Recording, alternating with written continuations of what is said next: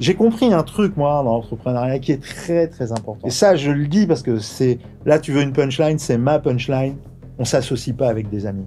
Je me rappelle être rentré dans cette salle de conseil d'administration. Il se reconnaîtra d'un grand groupe, je ne citerai pas. Être rentré avec mon ami Guy Cresso à l'époque, avoir fait une grande présentation de toute ma vision sur la condition militaire, comment on faisait pour aider les gens, qu'est-ce qu'on allait leur emmener comme valeur, etc. Et je me retrouve dans une salle de conseil d'administration. Il y a 70 personnes. La salle, elle est énorme. Quand tu parles à quelqu'un, en fait, tu as ton micro et tu as un renvoi de sa caméra, c'est-à-dire c'est comme une visio dans une salle, un truc de débile. Moi, je suis là, et là, j'explique et tout. Il y a un mec à l'autre bout de la table, sort. Non, mais de toute façon, la société ne réussit pas à faire de produits au bout de 3 ans, c'est qu'elle doit disparaître, donc vous allez disparaître. Je sais pas où il avait lu les règles de start-up. Là, des boîtes qui sont des licornes aujourd'hui, il y en a, elles sont devenues profitables au bout de 10 ans. Ouais. Oui, Airbnb, Uber, mais bien sûr, c'est de la résilience. Comment se termine ta carrière militaire? Et ça nous permet de faire une transition également vers ton parcours professionnel. Écoute, la carrière militaire se termine bien. En fait, je finis aux écoles de Saint-Cyr-Couët-Quidan. Et puis là, à l'époque, je commence à me poser des questions. Alors, je me pose des questions, pas parce que je m'y retrouve plus dans les valeurs, hein, je suis très bien où je suis, mais je me dis, OK, qu'est-ce que je vais faire après? J'étais major très jeune, j'étais le plus jeune major de l'armée de terre, j'ai eu une carrière brillante par la suite quand j'étais militaire, donc tout va bien. Et puis au bout d'un moment, je me dis, OK, il y a quoi après? Et là, je me rappelle que j'ai un chef à l'époque qui s'appelle le colonel Le Segretin du Paty, qui me dit, mais major, vous avez aussi le droit de penser à vous. Et c'est la première fois qu'on me disait ça. Et j'ai trouvé ça, venant d'un chef, j'ai trouvé ça très très bien. Parce que j'ai appris que le chef, pour bien commander, il doit aussi s'attacher à l'intérêt de ses propres hommes, au-delà de l'intérêt général. Bien évidemment qu'il y a l'intérêt de la mission, etc. Mais qu'est-ce qui l'intéresse, comment il va s'épanouir, etc. Et il me dit ça. Et là, il y a une espèce de déclencheur. Et à l'époque... on vient me voir pour un poste chez Thales, pour faire du soutien à l'export. Donc, en gros, c'est pour vendre du matériel, quoi. Après avoir fabriqué, après avoir fait de la R&D, appris à réparer des matériels, être dans plein de cursus, de l'audit de qualité, de la formation, plein de choses comme ça, de la technique, on me dit, t'as le profil idéal pour aller vendre du matos, quoi. Ouais. Et donc, au début, je dis, mais c'est génial, cette affaire, je vais partir. Et puis je me rends compte que si je vais dans un grand groupe d'armement, bien finalement, je vais être comme dans l'armée, mais en civil. C'est-à-dire parce que Thales avait cette verticale armement? Alors, ils avaient... alors, à l'époque, moi, c'était sur du matériel dit optronique, de vision. Okay. Ouais. Et ils ont toujours eu des petites filiales d'armement. Okay. Okay. Et au début, je me dis... alors, c'est pas des filiales. Alors, Thales, c'est de l'armement, je dis n'importe quoi, mais je veux dire en armement de petit calibre. Je sais qu'ils ont eu un département après, en armement de petit calibre. Mais je me dis... je regarde un petit peu et je dis, en fait, qu'est-ce que tu fais? En fait, tu as fait 25 ans comme ça, et là, tu vas continuer. En gros, tu vas faire quasiment le même métier. Au lieu de convaincre, mais tu vas convaincre à acheter. Et finalement, ce sera une armée de terre en civil, quoi. Ouais. Ton chef sera un ancien général, machin, le N+1, N+2, donc je changerai.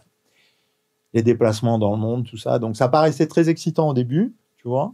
Et puis non. Et puis j'ai quelqu'un à côté de moi qui me dit, ouais, mais tu sais, tu devrais te lancer dans l'entrepreneuriat. Tu as une âme d'entrepreneur, etc. Et du coup, je quitte tout pour créer une entreprise. Voilà, ma première entreprise. C'est-à-dire que je ne fais pas une reconversion traditionnelle. Je dis, OK, on va monter une entreprise. Et à l'époque, via cette personne, je rencontre celui qui sera mon premier mentor en termes d'entrepreneuriat, qui est décédé aujourd'hui, à qui je rends un grand hommage. Il s'appelle Guy Cresso. Et donc, Guy Cresso travaille dans le domaine de l'électronique. Et il voulait absolument, c'était à l'époque du boom du e-commerce, il voulait absolument créer une entreprise de e-commerce. Et il voulait se faire aider par des gens qui étaient passionnés, qui avaient envie d'y aller. Alors moi, j'y connaissais absolument rien au e-commerce. Mais par contre, on connaissait un petit peu dans l'armée et on a créé le premier club d'achat, en fait, le comité d'entreprise pour la défense qui s'appelait à l'époque Prividef. Okay. Voilà, parce qu'il faut savoir que dans la fonction publique, il n'y a pas de comité d'entreprise. Ouais. Tu vois, il y a plein d'avantages, mais celui-là, il n'y a pas. Alors, il y a des inconvénients aussi. Ouais. Il y en a beaucoup, parce que toujours les gens disent, tu sais, on fait des classes privées, fonction publique, c'est facile, ok, tu as plus de vacances, etc. Plus de vacances, mais quand tu es à l'armée, si tu dois travailler 70 heures dans la semaine, tu travailles 70 heures dans la semaine, tu les récupères pas, quoi. Tu vois ce que je veux dire? Ouais. C'est comme ça, quoi. Et si tu dois risquer ta vie, bah, tu vas risquer ta vie, quoi. Tu vois, c'est partie du contrat. Et puis, ces avantages-là, il n'y en avait pas. Et on se dit, non, mais c'est incroyable, tu vois, on va faire un truc dingue et tout. Et du coup, je me suis attaqué pendant 4 ans. Je me suis attaqué à Amazon, en fait, parce qu'on a créé la première centrale d'achat pour le ministère de la Défense. Ok. Et en 4 ans, on avait inscrit plus de 70 000 militaires et leurs familles. Donc, ça faisait beaucoup. Sur Amazon. Sur ce site-là, qui était concurrent un peu d'Amazon. Tu vois, c'était une marketplace. Tu pouvais acheter de l'électroménager, tu pouvais acheter des billets dans les parcs moins chers, etc. Et donc, j'ai fait ça et on n'était pas loin de l'équilibre. Je me rappelle, alors pas loin, ça peut faire beaucoup pour les gens, mais la société, on était à 200 000 euros de l'équilibre. On faisait plus d'1,2 million de chiffre d'affaires et en fait, on a fermé en 15 jours parce qu'un de nos actionnaires principaux nous a plantés. En 15 jours, c'est-à-dire? En 15 jours, on a dit, OK, tu déposes le bilan. Il nous devait 600 000 euros, il n'a pas mis au pot et on a fermé la boîte. Et moi, si tu veux, ça a été extrêmement difficile. Ouais. Ça a été extrêmement difficile parce que, en fait, c'est la leçon d'entrepreneuriat. Tu apprends par l'échec aussi, tu vois, beaucoup. Ça ne marche pas du premier coup, c'est pas vrai. Et puis, il y a une notion de confiance. Je veux dire, la capacité à faire un contrat. Moi, quand je vois des jeunes qui s'associent, ils disent, on va s'associer, on va monter une boîte. Grave erreur. Voilà, attendez, réfléchissez d'abord, essayez de travailler ensemble. Je leur explique, je dis, OK, tu sais quoi, tu as 6 mois pour te mettre à jour et créer ta société. Essaie déjà de vendre un produit. Essaie déjà de travailler à 6 mois sans vous foutre sur la gueule. Ouais. Tu vois. Puis ensuite, quand vous créez une société, commencez par faire un pacte d'associés.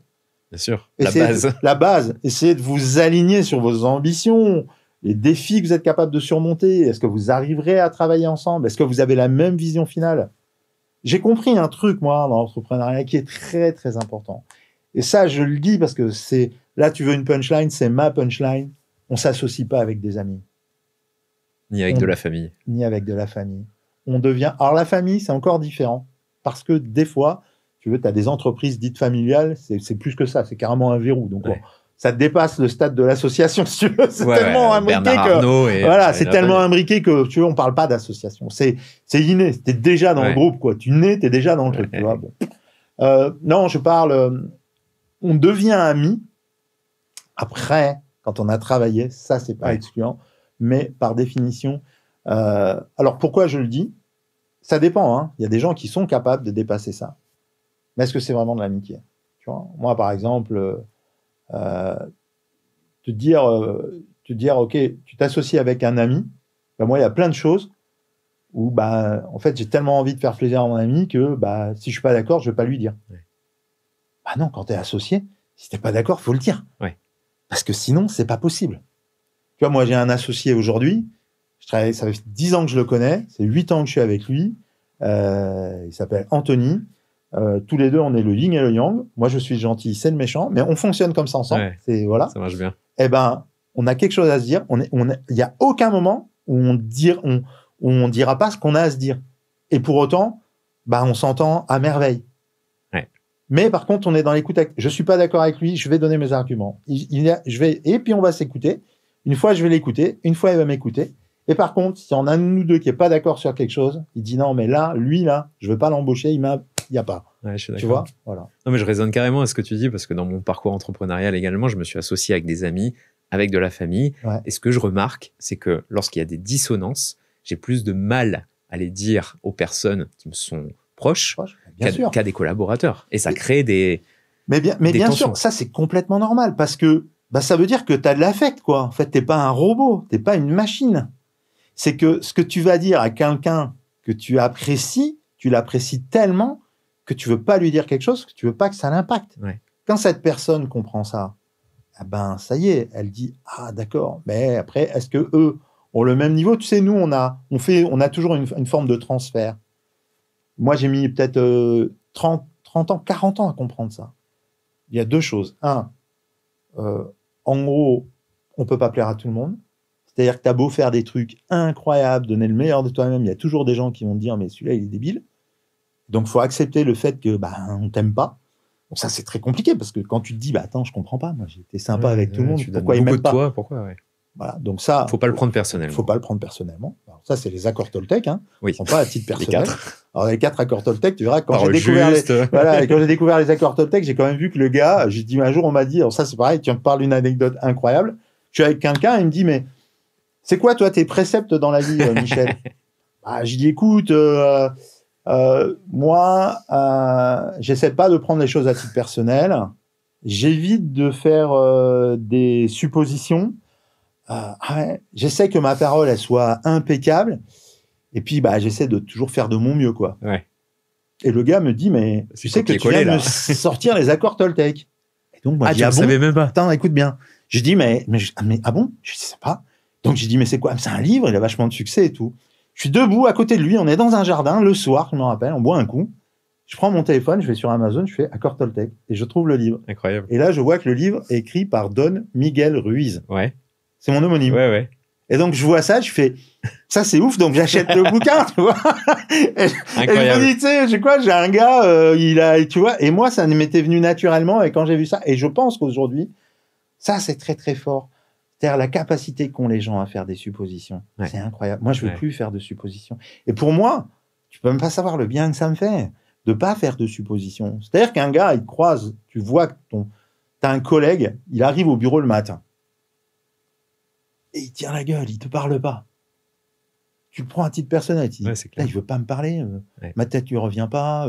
Qu'est-ce que je lui ai fait? Je commence à faire des suppositions. Si ça se trouve, il pense que ça. Non, mais peut-être que le gars te détruit toi-même. Peut-être que le gars, il a juste eu une mauvaise nouvelle la veille et qu'il n'est pas bien du tout le matin. Ouais. Et qu'au lieu de le prendre à titre personnel et dire, mais pourquoi il m'en veut? Peut-être se poser la question, pourquoi est-ce qu'il est pas bien, quoi? Ouais, je suis d'accord. Tu sais quoi, ça me rappelle quand j'avais 16 ans que j'envoyais des textos à des filles, qu'elles lisaient les textos, qu'elles me répondaient pas. Elle ne m'aime pas, elle peut pas voir ma gueule, je suis moche, etc. Elle l'a pas vu. Non, la fille était juste partie en voyage. Exactement, et voilà, c'est ça. Le téléphone marche pas, c'est ça, complètement. Et donc, cette centrale d'achat fonctionne pas au bout de 15 jours. Est-ce que Non, pas au bout de 15 jours, au bout de 4 ans. Et on la ferme en 15 jours, pardon. Donc, au bout de 4 ans, donc on la ferme en 15 jours. Et là, c'est le drame. Pour moi, c'est un drame à titre personnel, mais extrêmement fort. C'est-à-dire que je comprends pas. Je comprends pas.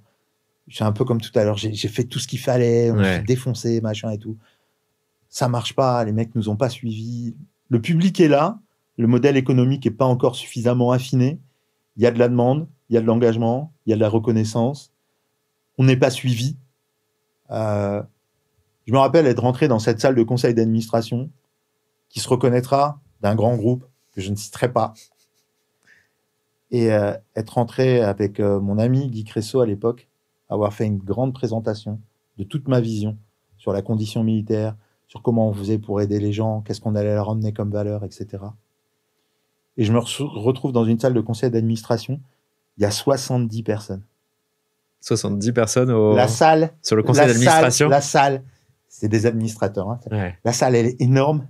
Quand tu parles à quelqu'un, en fait, tu as ton micro et tu as un renvoi de sa caméra. C'est-à-dire, c'est comme une visio dans une salle. Tu vois, un truc de débile. Ouais. Et moi, je suis là. Et là, j'explique et tout. Et il y a un mec à l'autre bout de la table qui me sort. Non, mais de toute façon, une société qui ne réussit pas à faire de produits au bout de 3 ans, c'est qu'elle doit disparaître. Donc, vous allez disparaître. Je ne sais pas où il avait lu les règles de start-up, quoi. Tu as des boîtes qui sont des licornes aujourd'hui. Il y en a, elles sont devenues profitables au bout de 10 ans. Ouais. Oui, Airbnb, Uber. Mais bien sûr, c'est de la résilience. Donc, à l'époque, je suis complètement désarçonné par ces questions, etc. En fait, j'avais une pression telle sur le résultat du vote, j'ai perdu à 2 voix, que j'ai été tout sauf naturel, ce qui est le contraire aujourd'hui. Aujourd'hui, on me dit, tu vas préparer l'entretien et conseil d'administration. Non, je ne prépare rien du tout. J'y vais au talent. Je vais vous expliquer ce que je pense et comment ça doit être, quoi. Pourquoi c'était quoi le vote en question? Le vote, c'était est-ce qu'on continue à financer ou est-ce qu'on arrête, quoi. Okay. Et donc ça a été on arrête et la société a été liquidée 15 jours, 3 semaines après. Parce que c'était les actionnaires qui remettaient de l'argent chaque fois. C'était les actionnaires qui s'étaient engagés et ils s'étaient engagés à mettre 1,2 million. Ils avaient mis 600 000, il manquait 600 000. Et à la fin, on me dit c'est à toi de combler, faut vendre ta maison. Toi, tu as déjà mis de l'argent, tu peux plus, quoi. Tu te dis, ok, ça s'arrête, quoi. Donc, tu mets tout le monde au chômage. Tu fermes la veille de Noël. Je pense beaucoup, tu vois, on parle d'entreprises, etc. Aujourd'hui, je pense au nombre d'entreprises qui ferment tous les jours. C'est incroyable. Moi, je devrais y avoir un focus sur ça. Tu sais, au lieu de mettre des compteurs à la con à la télé, ils devraient mettre un compteur. Aujourd'hui, 300 entreprises ont fermé. Aujourd'hui, 1000 entreprises ont fermé en France. Mais les gens, ils comprendraient pas. Parce que alors, deux questions qui me viennent, parce que toi, tu étais actionnaire et tu faisais partie du CA. J'étais cofondateur, moi, et puis t'as un nouvel actionnaire qui rentre dans la boîte, qui met de l'argent, donc toi, tu es cofondateur, tu as des parts, donc tu parles aux actionnaires. Donc là, la société, si tu veux, elle s'est fermée, et moi, je l'ai très, très mal vécu. Donc, on m'a dit, tu peux relancer, faire un truc et tout à côté. Et moi, je l'ai vraiment mal vécu. Toutes les procédures, après liquidation. Après, c'est fermé, c'est liquidation. Et puis, en France, la liquidation, elle est terrible. C'est-à-dire que tu as un site internet, on te ferme, t'es liquidateur, elle dit, non, mais tu n'as pas le droit de parler aux clients. Non, mais on veut leur expliquer. Non, c'est fini, monsieur. Et donc, ton site, on te met 404. Bien sûr. Et là, c'est tous les gens qui t'ont fait confiance et tout. Et moi, je l'ai pris à un titre personnel incroyable parce que je me disais, mais tous ces gens m'ont fait confiance, ils croyaient et tout. Alors, personne m'en voulait parce qu'ils connaissent les règles, tu vois. Bien sûr. Mais ça a été très dur à tel point que je m'en rappellerai toujours. J'ai pris, on parle d'anecdote, j'avais un vieux fût de 200 litres dans mon jardin, là, tu sais, des fûts d'essence là, que j'avais découpé, tu sais, pour mettre les vieilles feuilles à brûler. Ok. Et j'ai tout passé par le feu. Tous les papiers, tout ce que j'avais fait, c'est les catalogues. C'est un acte physique qui permet de libérer son esprit. J'ai tout mis, ma femme m'a dit, mais tu fais quoi? On n'a pas le droit de brûler en ce moment. Tu sais quoi, je m'en fous. C'est comme moi, quand j'ai arrêté de fumer, j'ai pris tout mon tabac et je l'ai brûlé. Voilà. Moi, je suis allé, j'ai mis de l'essence comme ça et j'ai tourné, je l'ai regardé brûler, j'ai regardé s'envoler. Et puis, suite à cette expérience, donc là, tu vois, je suis parti à 41 ans, donc j'ai 45 ans, donc 4 ans après. Et là, je dis, il n'y a aucun souci, de toute façon. Tu vas te remettre au taf, Michel. Tu vas trouver du travail, tu vas voir, c'est incroyable. Tout de suite, on va t'embaucher. Et moi, j'avais fait énormément de marketing. J'avais rencontré des gens incroyables. Enfin, vraiment, tu vois, à tout niveau, dans des grandes entreprises et tout. On avait fait quand même une plateforme e-commerce. On avait 250 000 produits en ligne. On avait été les premiers à l'époque à faire des comparateurs de prix. On avait les prix les moins chers du marché. C'était un truc de dingue, quoi. Ouais. Et je me dis, je vais retrouver du boulot, ça va être hyper facile, quoi. Au secours. Voilà, au secours. Je me mets sur le marché de l'emploi, je sors mon CV, tu vois, pendant 25 ans de ma vie, j'étais expert en armement, 4 ans à faire un peu de marketing, 45 ans, mais c'est qui ce gars-là, quoi, tu vois. Et là, l'horreur absolue, tu vois. Je suis en Bretagne, là, pareil, au même endroit où j'habite là, et là, je vais voir dans les boîtes, bon, j'ai un poste, je voudrais travailler dans le marketing. Ah bon, ouais, alors nous, ça y est, on est dans l'agroalimentaire, est-ce que vous y connaissez en poulet? Non, mais je m'y connais en marketing et puis je peux apprendre. Non, en fait, j'arrivais pas à être recruté, donc c'était dur. Puis on m'a dit, non, mais Michel, il te faut un diplôme. Donc, je suis retourné sur les bancs de l'école, je suis allé à ISTEC et j'ai passé un master en marketing. Okay. Donc, je me suis dit après, c'est quoi, Michel, avec ton master, ils vont tous se courir après. VAE ou... Ouais, VAE, ouais, j'ai passé une VAE avec un grand oral, j'ai passé 1 an, j'ai fait ma VAE, tout, enfin, pile poil, quoi. Et puis, d'ailleurs, à l'ISTEC, une école de commerce sur le côté du canal Saint-Martin, là, à Paris. Et donc, je fais ma VAE et je me dis, non, mais là, tranquille. Tu vois, là, ils vont venir, ils vont tous... tu vas trouver du boulot, tout ça. Puis, en fait, non, quoi. Tu vois, là, il se passe rien. Je dis, c'est quand même pas possible. Et je fais, j'envoie les CV, je vais partout, tout, rien. Et puis, là, il m'arrive un accident. Totalement improbable. Je me mets au stand-up paddle, tu vois. Stand-up paddle, le truc le plus... Oui, le petit clin d'œil quand tu voulais devenir surfeur à 16 ans. Et tout. Mais moi, j'avais fait de la planche à voile longtemps, du funboard et tout. Genre, je dis à ma femme, j'achète un stand-up. Bon, il n'y a pas de problème, tu montes sur une planche, une rame, tout va bien. Et mois de juillet, je vais sur un étang à côté de chez moi, qui s'appelle le lac Auduc, un grand lac. Je monte mon stand-up paddle, je monte dessus, et l'eau, elle est extrêmement trouble. Et le niveau est très bas, c'est au mois de juillet, et j'ai pas vu, moi. Et donc, je pense qu'il y a 1 mètre de fond, et il y a 20 cm. Je tombe sur le côté, je me laisse tomber pensant qu'il y a de l'eau. Il n'y a pas d'eau. Ma jambe gauche se fige dans la vase, tourne et explose. Triple fracture tibia-péroné. Donc, ça s'appelle la fracture de Maisonneuve. C'est la fracture la plus complexe qui existe. Donc, je pense que les chirurgiens ne diront pas le contraire parce que j'ai eu 3 opérations derrière et quand les mecs m'ont vu arriver, ils ont dit c'est une boucherie. Genre, je suis tombé sur le dos, tu vois. Heureusement, je n'étais pas à plat ventre parce que j'ai perdu connaissance. J'aurais pu me noyer. Donc, je suis tombé sur le dos. L'os explosé apparent. Enfin, tu vois le truc. Ouais, la boucherie, quoi. Et donc là, je pars à l'hôpital, opération, donc 2 opérations, une tige, machin, tout ça. Puis dans ma tête, tu vois, moi, ça allait pas au niveau du moral. Et je pensais être au fond, mais en fait, non. J'avais eu la chance d'éditer un ouvrage à l'époque, j'avais fait prix d'EF sur la densité de l'être, densification de l'être. Et j'avais un médecin, le docteur Chaput, qui se reconnaîtra. Il m'a dit, Michel, toucher le fond, c'est vraiment toucher le fond de la piscine pour pouvoir ressortir. Ça veut dire que les gens, ils pensent qu'ils sont au fond du gouffre parce qu'ils sont au fond moralement. D'autres, ils pensent qu'ils sont au fond du gouffre parce qu'ils sont au fond physiquement. Tu es au fond quand tu es physiquement et moralement. Et moi, je veux dire que j'étais au fond physiquement et moralement. Pourquoi ? Parce que, en fait, c'était très, très, très douloureux. Et donc, j'avais des douleurs en permanence, donc dans la jambe, impossible de dormir. En fait, tout était sectionné. Enfin, c'est tous les nerfs, il n'y avait plus rien. C'est une boucherie, l'équivalent d'un shrapnel, quoi. Ça aurait été blessé de guerre, tu vois. Souvent, je pense aussi aux blessés de guerre, parce qu'on a dit, c'est à peu près la même chose. C'est-à-dire que tout est pété. Donc, la reconstruction est très, très longue. Tu vois, c'est un peu comme tu prends un bâton, tu le casses un peu, mais il y a des bouts ensemble. Tu vois, quand tu exploses tout, il n'y a plus rien. Tu vois, là, il faut que tout se remette en place. Et donc, des très, très dur. Donc, un cauchemar absolu, canne, machin, douleur toute la nuit. Très compliqué pour Agnès, ma femme. Tu vois, nous, on a tout traversé ensemble. 37 ans de mariage, comme j'ai dit au début, mais heureusement qu'elle était là parce que c'était un cauchemar absolu. Et puis, je commençais à être sous morphine. Donc, moi, j'attendais que la morphine. Tous les 2 jours, j'étais là. J'ai dit, je vais enfin dormir. Parce que l'infirmière arrivait, elle m'injectait de la morphe et je partais, quoi, tu vois. Et puis, comme ça se guérissait toujours pas, on m'a diagnostiqué une algodystrophie. On m'a dit non, mais vous aurez des douleurs comme ça à vie. Et là, j'ai dit non, c'est pas possible. Je vais me mettre une balle dans le caisson. Je pourrais pas supporter, tu vois.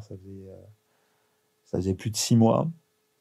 Et puis le médecin qui m'avait opéré, c'était un vieux chirurgien. Il m'avait opéré juste avant de prendre la retraite.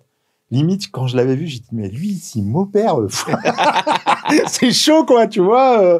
Et je lui ai dit, vous faites quoi après? Il dit, mais moi après, je prends ma retraite, je vais en Espagne, je vais au golf. Ah, je suis d'accord. C'est là qu'il avait montré à la radio. Il dit, je suis content de terminer sur votre fracture parce que c'est un cas d'école et tout. J'étais là, je fais, voilà, c'était ouf, quoi. Et il m'avait dit un truc, il m'avait dit, mais vous n'avez pas compris que ce que vous aviez, c'était l'équivalent d'une explosion dans une maison. Donc, il faut tout refaire. Et il me dit, il faut que tous les vaisseaux, tous les canaux, tous les nerfs se reconnectent. Oui. Et là, j'apprends qu'un nerf repousse environ d'1 millimètre par jour. Donc, moi, je fais 1m80. Donc, tu vois la longueur de mon tibia, tu te dis, il faut des jours quand même pour que tout ça revienne. Et la veille de Noël, donc moi, je suis croyant, chrétien, catho. La veille de Noël, peut-être un jour avant Noël, je me lève, plus mal. Je dis, c'est pas possible, j'ai plus mal. Je dis à ma femme, mais j'ai plus mal. Je dis, mais j'ai plus mal. En fait, tout s'était remis ensemble et j'avais plus rien. Et à partir de ce moment-là, toute ma vie a redémarré. Physiquement, moralement, professionnellement, réussite, tout. Tu vois. Donc, ça a fait de moi, je pense, quelqu'un qui a compris un peu tout ça, si tu veux, et qui s'est dit, ok, tu sais quoi, je vais passer à une autre step, quoi. Okay. Tu vois, voilà. Aujourd'hui, tu n'as plus du tout de douleur? Ah non, c'est fini. J'ai toujours une tige dans la jambe. On m'a dit, faudrait éviter de faire du ski. Ok, pas de problème, je vais pas y aller. Je serais très intéressé pour voir les radios, parce qu'à la base, mon métier, c'est kiné. Ah ouais. Tu sais quoi, je l'ai dans un coin, je te l'envoie. Je pense que tu pourras la prendre en photo, parce que c'est un truc de ouf. Les kinés, ils me disaient, non, mais même eux, ils disaient, ça va être très compliqué, quoi. Donc, puis après ça, en fait, tout est reparti parce que au début, je me suis mis consultant et puis j'ai trouvé un boulot. Entre-temps, j'ai créé une petite application de covoyage. J'ai appris quand j'étais dans mon canapé, je pouvais rien faire. Je me suis dit, je vais essayer, je vais me mettre un peu au code, regarder comment ça fonctionne, faire un site, etc. Donc là, j'ai commencé à lancer une petite application de covoyage et puis petit à petit, je suis re-rentré un peu dans ce que j'avais fait avant et sans le vouloir, j'étais embauché par une société qui travaillait dans le domaine des comités d'entreprise, ça s'appelait Conseil CE. Okay. Je suis rentré au partenariat. 6 mois après, je prenais la direction du marketing. Et là, je me suis régalé avec des jeunes dans mon équipe. Là, on avait 400 000 utilisateurs sur le site. On était encore sur un principe de e-commerce, de marketing digital. Donc ça, je me suis régalé. Et puis, quand j'étais dans cette société, au bout de 2 ans, j'adorais déjà la tech et tout. Et c'est là que j'ai eu l'idée de créer Caviar. Okay. Et j'ai monté donc cette société Caviar, qui est une société spécialisée dans la réalité augmentée à la base. Aujourd'hui, on fait tout ce qui est marketing immersif. Et on l'avait appelé Caviar parce que tout le monde me demandait mais pourquoi tu as appelé Caviar avec un K, Caviar avec un K, pourquoi Caviar comme ça? Je dis, parce que jusqu'à présent, la réalité augmentée, c'était considéré comme un produit de luxe. Tu vois, et nous, on voulait pas que ce soit un produit de luxe parce qu'on pense très clairement que c'est le produit de demain. Okay, c'est la capacité à réduire notre charge cognitive, à mettre des éléments digitaux dans notre environnement, etc. Et on s'est dit, on va mettre un produit de luxe à disposition de tout le monde. Donc, comme si c'était un produit de luxe, le Caviar, c'est un peu le produit de luxe. Ouais. Et AR, à la fin, c'était Augmented Reality, ça allait très bien. Donc, on a fait Caviar. On a commencé par faire une plateforme qui permettait d'augmenter des contenus en ligne. Et puis, on a créé plein d'applications, les unes derrière les autres. Pendant le Covid, on a créé Caviar Gate, une application de téléportation. Okay. Où tu choisis une destination, tu scannes le sol, tu fais apparaître une porte. Vous pourrez l'essayer si vous voulez. C'est complètement gratuit. Alors nous, ça, c'est pareil. C'était un peu notre problème au début parce qu'on est des créateurs. Donc des fois, il n'y avait pas forcément de modèle économique. Donc on fait ça pendant le Covid. On se dit, on a eu 50 000 téléchargements, mais c'était gratuit. On prenait aucune data, quoi, tu vois. Mais on a énormément appris parce que on a appris comment les gens l'utilisaient, comment ça fonctionnait, quelles étaient les difficultés. On a créé un musée à l'intérieur. On a été capable d'importer des assets parce qu'on est arrivé à la hype des NFT. Donc, on a fait toutes ces choses-là avec ces applications. Donc, on en a fait d'autres derrière qui permettent de partager dans une réunion un objet à distance. Et puis, la dernière qui nous a fait connaître, c'est une agence immersive qui te permet de rentrer dans un univers 3D, okay, alors avec un téléphone ou une tablette. Et quand tu rentres dans cet univers 3D, ça déclenche un appel entrant sur un call center qui voit en temps réel ce que tu fais, où tu te déplaces. En fait, c'est le principe du jeu vidéo, mais appliqué au one-to-one pour le business. Okay. Pourquoi ? Parce qu'on a mis très longtemps on a mis du temps à trouver notre product market fit. Et 2, on a mis du temps à dissocier l'effet waouh du ROI, du retour sur investissement. C'est-à-dire qu'aujourd'hui, les entreprises, la première chose qu'elles veulent, c'est du retour sur investissement. Donc, le waouh, tout le monde te dit, waouh, c'est super beau. Et après, mais qu'est-ce que ça me rapporte ? Et là, si tu veux, là, c'était un peu le problème. Nous, on était là, c'est super beau, mais qu'est-ce que ça me rapporte ? Tu peux le vendre comme ça. Non, il faut que tu me dises, toi, ce que ça me rapporte. Et du coup, on a créé le premier CRM spatial. Alors, ça tombait bien parce que c'était à l'époque où on a acquis nos premiers Apple Vision Pro. On a essayé de voir comment ça fonctionnait, etc. Et la notion de spatialisation, pour nous, elle était hyper importante. Et je pense qu'elle sera prédominante pour demain. C'est-à-dire qu'on était parti du principe, on a travaillé sur les 3 actes du théâtre classique de Molière. Tu as l'unité de temps, l'unité d'action et l'unité de lieu. Donc l'unité de temps et d'action, elle existe depuis l'invention du téléphone. Okay, on l'a toujours connue. On se parle, machin et tout. Mais l'unité de lieu, c'est mort en fait. Et ça, on a découvert avec le Covid. Tu as beau faire ce que tu veux, on n'a pas de don d'ubiquité, tu n'es pas au même endroit. Donc comment faire pour faire comprendre à un vendeur où se trouve l'acheteur ? Créer une scène commune avec un son spatial et avec des échanges de données dans un CRM. Je prends un exemple très simple. Tu vois, un vendeur de voitures, moi j'adore les bagnoles par exemple. Okay, j'adore la plongée et les voitures. C'est pas très compliqué, moi, tu vois, c'est assez basique. Tu vois. Voiture, sur un parking, il y a plein de bagnoles. Là, tu vois, super. Le vendeur, il n'est pas avec toi, il est à l'arrière, mais il regarde ce que tu regardes. Et il dit à son pote, regarde le gars là-bas, il n'arrête pas de regarder le break. Il dit, vas-y, on va lui vendre un break. Il revient vers toi, il fait, bon, monsieur, ça va, je peux vous aider ? Non, je regarde comme ça et tout. Ah, j'ai vu que vous regardiez le break. Vous savez qu'on en a un en réserve, je ne vais pas montrer, il est incroyable. Ah bon ? Tu vois, la vente, c'est vraiment ça. Et nous, on s'est dit, on va faire exactement la même chose. Aujourd'hui, c'est incroyable parce que, en fait, toi, tu navigues, on ne fait pas d'avatar, tu es à la première personne, tu cliques là où tu veux aller, tu cliques sur des trucs, et là, il y a quelqu'un qui se met à parler. Je peux vous aider ? Non, ça va, je regarde, comme dans un vrai magasin. Par contre, s'il dit, ouais, je veux bien, toi, à distance, tu vas lui pusher des offres, tu vas lui pusher des produits. tu vas lui pusher des visites immersives, tu vas lui pusher un formulaire, tu vas le qualifier à distance et tu vas lui vendre quelque chose. Et donc, nous, à la base, on l'a fait... tout au début, on voulait le faire pour la banque, parce que ça existe dans une grande banque chinoise qui s'appelle ICBC. Donc, on allait voir des grands opérateurs de banque. Ils nous ont signé autre chose, mais ils nous ont pas signé ça parce qu'ils sont pas encore prêts. Ils sont pas encore prêts à ce marché, qui est le marché de demain. C'est-à-dire, c'est la réconciliation de l'espace et du temps. Et ça, il faut vraiment le comprendre, parce qu'on a eu le Covid une première fois, on peut avoir d'autres crises, et des outils comme les nôtres seront hyper importants. Ouais. Pourquoi ? Parce qu'ils gardent une notion de socialisation. Bien sûr. C'est-à-dire que tu parles à la personne, elle voit ce que tu fais, elle t'accompagne. Tu peux pas faire d'erreur, en fait. Parce que t'as pas, on voit, mais c'est pas, ça n'a rien à voir avec un écran partagé d'ordinateur. Parce que tu rentres dans une scène, c'est comme un jeu vidéo, elle voit où tu cliques. Ouais. Pourquoi ? Parce que ça s'affiche chez elle, et puis elle voit où tu te déplaces. Donc elle voit si tu l'écoutes ou pas. Et donc ça, c'est hyper important parce que vous êtes sur la même longueur d'onde. Un petit peu comme dans un magasin. D'ailleurs, tu vois, une fille qui rentre dans un magasin de fringues, elle a un radar, en fait. Tu vois, les filles, elles ont un radar hyper important parce que, les garçons aussi, mais je crois les filles encore plus parce qu'elles arrivent à repérer des trucs que toi, t'aurais jamais vu, tu vois. Ah, le petit truc là, la couleur, là, je peux le voir, tu vois. Eh ben ça, c'est tout ce qui est inspirationnel que ne permet pas le web aujourd'hui. Et une scène 3D te permet ça. Et te permet à la personne qui est avec toi de dire « Ok, elle a regardé par là, elle regarde ce truc-là, ça intéresse, moi je les ai en réserve, ils ne sont pas affichés, je vais lui montrer. » tu vois. Et ça, en gros, ça a été notre produit phare. Et c'est ce qui nous a permis aujourd'hui d'être acheté par le groupe Interaction, Intérim, qui est un groupe spécialisé RH à Rennes. Et on a créé l'agence immersive d'emploi qui est déclinée en cabine de l'emploi, justement pour faciliter les demandeurs d'emploi dans leur recherche, avec un conseiller à distance. Voilà. Et justement, tu parlais de l'emploi, mais également de l'immersif avec l'achat. Ouais. Comment vous générez, c'est quoi le business model derrière ? Alors là, nous, l'idée, c'est, si tu veux, c'est que tu rentres dans un environnement. La difficulté, souvent, aujourd'hui, c'est de faire matcher les compétences, les besoins avec les offres du marché. Je donne un exemple. Toi, par exemple, si tu postules si tu vois une offre d'emploi et tu dis non, mais j'ai pas le diplôme, j'ai pas le truc, je vais pas postuler, jamais ils me prendront. En fait, tu vas pas. Alors que t'en sais rien, en fait. Ouais. T'en sais rien du tout. Aujourd'hui, 70% des recrutements, dans le recrutement, 70 à 80% est basé non pas sur les hard skills, mais sur les soft skills. Ouais. Sur tes compétences douces, sur ton savoir-être.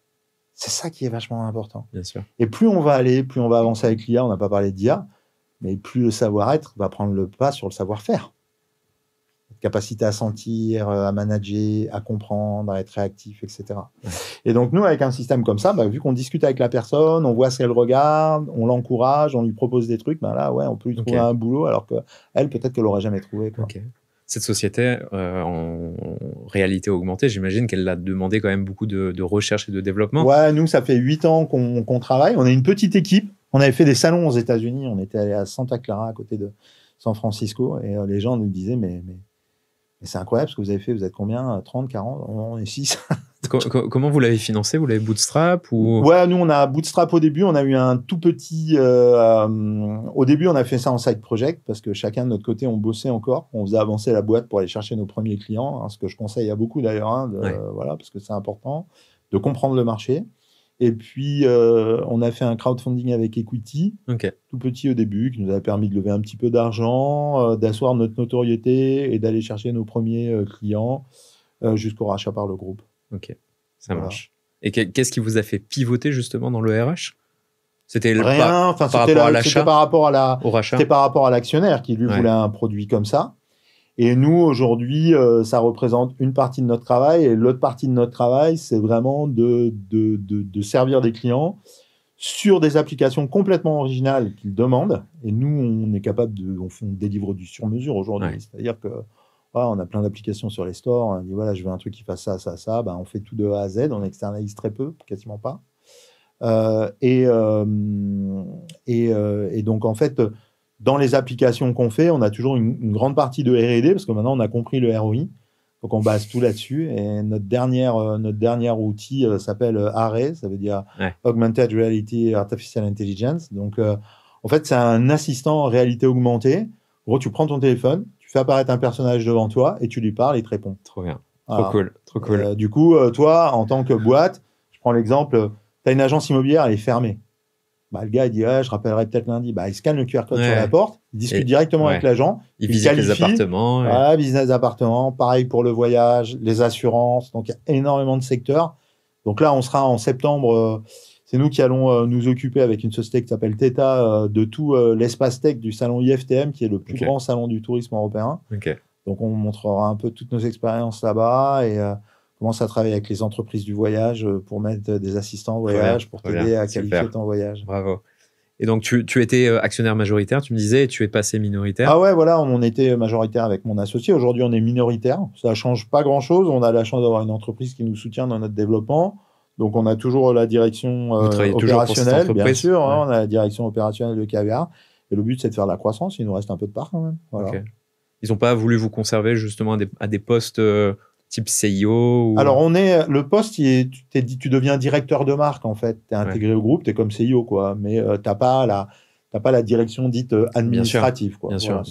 Voilà. Ils vous ont permis de vous cadrer. On parlait de ROI, pareil, avec un directeur financier. Alors, qui va se concentrer davantage quand tu intègres un groupe comme ça, en fait, tu as des services que tu n'avais pas avant, quoi. Tu es une start-up, tu es 7. Moi, je fais RH, quoi. Aujourd'hui, j'ai un super service RH. J'ai un super service financier, j'ai tout ce qui va bien, quoi. J'ai des services généraux, quoi, tu vois, j'ai des services à notre disposition, quoi. Parce que quand un grand groupe comme ça vous rachète, ils ont quand même tout intérêt à garder les cofondateurs sur des postes clés. Exactement. Nous, on est gardés. Hein. Le but alors aujourd'hui, Interaction, c'est un hub RH. Donc, il y a 8 startups qui ont été intégrées dans le hub RH. Et aujourd'hui, en fait, c'est un hub qui fait vraiment de la R&D sur de la RH avec une vision à 10-20 ans. Nous, on pense que le marché du travail va être complètement impacté par l'IA, par plein de choses. Tu parlais des conflits tout à l'heure, on en a parlé longtemps. Donc, il va y avoir des impacts majeurs. Ok. Michel, je voudrais que sur cette dernière partie du podcast, qu'on parle un petit peu de ton livre, de qu'est-ce qu'il y a dedans. Quel est le message que tu souhaites véhiculer? J'ai vu, parcouru le sommaire. On parle d'ARVR, bien sûr, de blockchain et également d'intelligence artificielle. On parle de plein de choses. Donc, c'est un livre que j'ai voulu. J'ai fait ce bouquin qui s'appelle Vista. En fait, je travaillais dessus depuis le mois d'octobre. J'avais dit, OK, tu sais quoi, je finirai par faire un bouquin parce que j'avais plein de choses à dire. Alors, je le disais sur LinkedIn, etc. J'ai une communauté qui me suit. Mais j'avais vraiment envie de l'ancrer, de le marquer. Et puis surtout de vulgariser. Moi, j'ai toujours aimé, c'était une de mes forces, on a notre Ikigai, moi la formation en fait partie, c'est expliquer simplement les choses complexes. Ça, c'est ce que j'adore. Et donc, quand je vois que les gens, c'était un peu la raison de Caviar d'ailleurs, parce que les gens faisaient tout un mythe derrière, c'est très très compliqué et tout, comme ça on va te le vendre très cher. Nous, on a dit non, c'est pas si compliqué que ça. Et en fait, ce qu'il faut, c'est que tout le monde puisse accéder à ces technologies parce que c'est notre environnement en fait. C'est-à-dire que tu pourras plus vivre sans IA, sans AR, sans blockchain dans les années qui viennent. La blockchain, elle sera partout.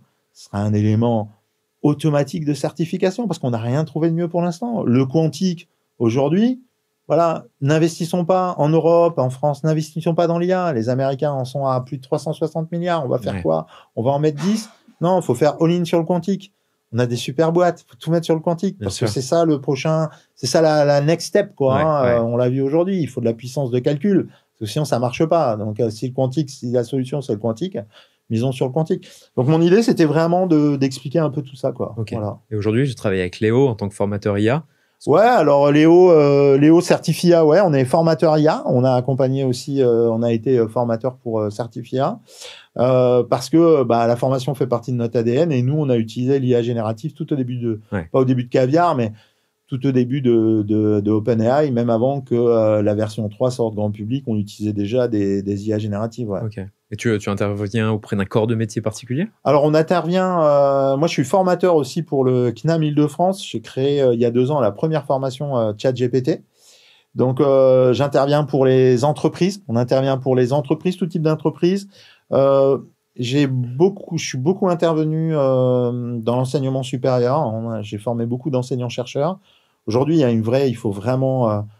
aujourd'hui, l'enjeu, je souris presque parce que on est tellement éloigné de la réalité du terrain que si on ne fait pas quelque chose très rapidement, ça va être catastrophique. C'est-à-dire que, je te donne un exemple très simple, prends tous les programmes d'enseignement supérieur et regarde où il y a des départements IA. Il n'y en a pas. Et c'est catastrophique. C'est-à-dire que En fait, les jeunes ne sont pas accompagnés, ils font tout et n'importe quoi. Et alors que nous, par exemple, moi, quand je fais des conférences, je ne parle pas d'intelligence artificielle, je parle d'intelligence augmentée. Parce que le but, c'est augmenter ta propre intelligence avec un outil. Alors, on l'appellera IA, on l'appellera tout ce qu'on voudra. Mais en tout cas, on simule de l'intelligence. Hein, c'est la première conférence sur l'IA, on parle de simuler l'intelligence et on ne remplace pas l'intelligence.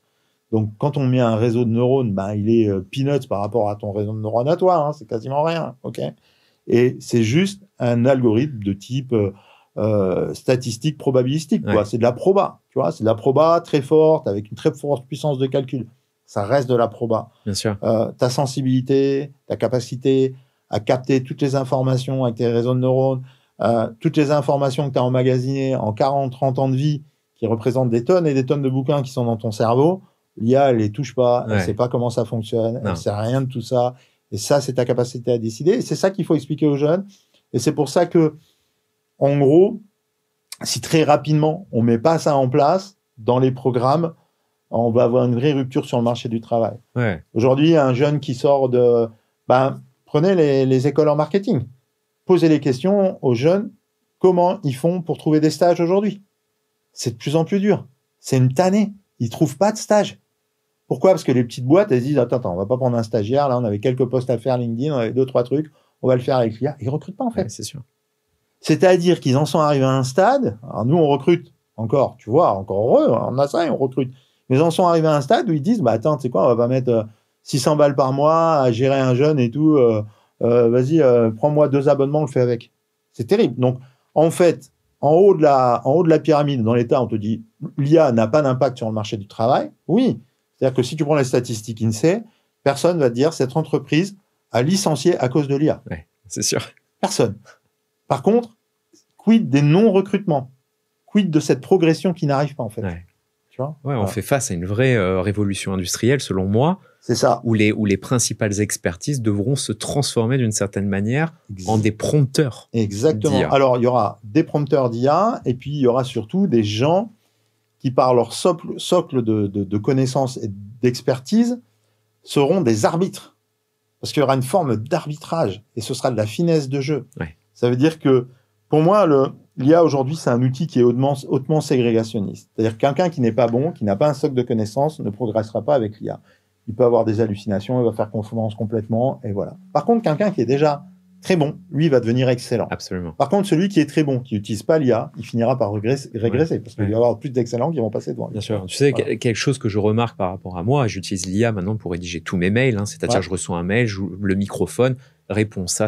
La voix, tout à la voix, on est Ce d'accord. que je remarque, c'est que mon niveau d'écriture est en train de baisser considérablement. Alors, c'est-à-dire que j'écris moins bien qu'avant.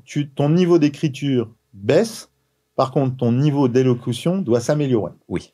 Ce qui veut dire que, en gros, tu vas faire une espèce de compensation, ok ? Et cette compensation, comment tu vas la faire ? Tu vas la faire en termes de structure. C'est-à-dire que quand tu vas rédiger quelque chose ou rédiger un mail, essaye de le parler comme si tu étais en train de l'écrire. Et parce que tu vas le dicter comme si tu étais en train de l'écrire, tu vas voir que là, le résultat va encore monter davantage. Ouais, je suis d'accord.